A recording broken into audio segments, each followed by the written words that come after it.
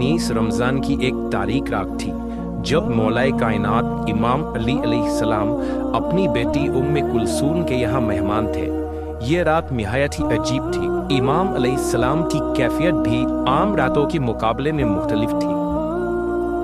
इस रात आप अलैहिस्सलाम बेदार रहे और कई बार घर से बाहर आकर आसमान की तरफ देखा और फरमाया, खुदा की कसम मैं झूठ नहीं कहता और ना ही मुझे झूठ कहा गया है।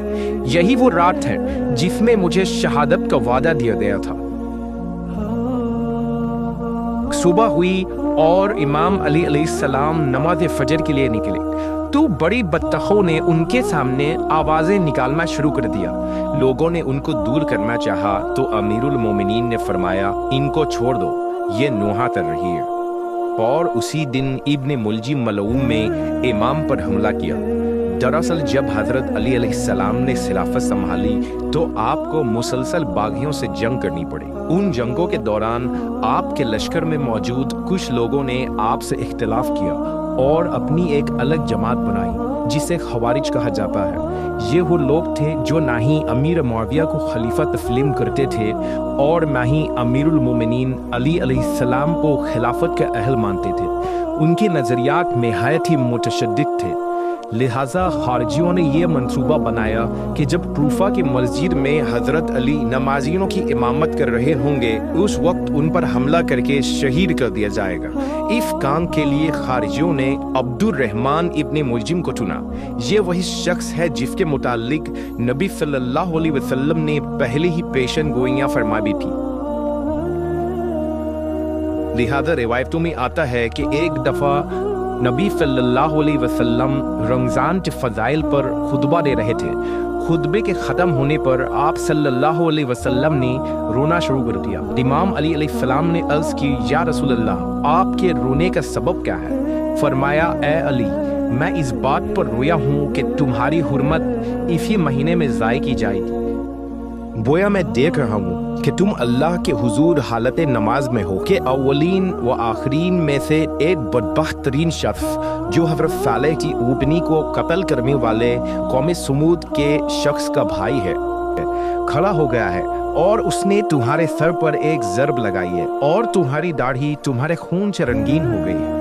हज़रत अली अलैहिस्सलाम कहते हैं कि मैंने अर्ज़ की, या रसूल अल्लाह, क्या उस हालत में मेरा दीन तो सालिम होगा?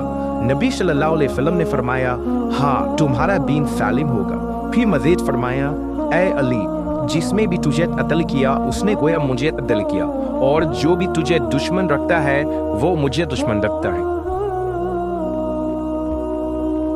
19 रमज़ान सन 40 हिजरी की सुबह आप कूफा की मस्जिद में दाखिल हुए और नमाज फजर का आगाज़ किया। जब आप अलैहिस्सलाम सजदे में गए और अभी सर उठाया ही था कि इब्ने मुलजिम ने तलवार से हमला कर दिया। इस हमले से इमाम अलैहिस्सलाम के सर मुबारक के सजदे की जगह तक शिगाफ पड़ गया। आप जमीन पर गिर पड़े और फरमाया, काबे की रब की कसम, मैं कामयाब हो गया। लोग इब्ने मुलजिम को पकड़ने के लिए दौड़ पड़े।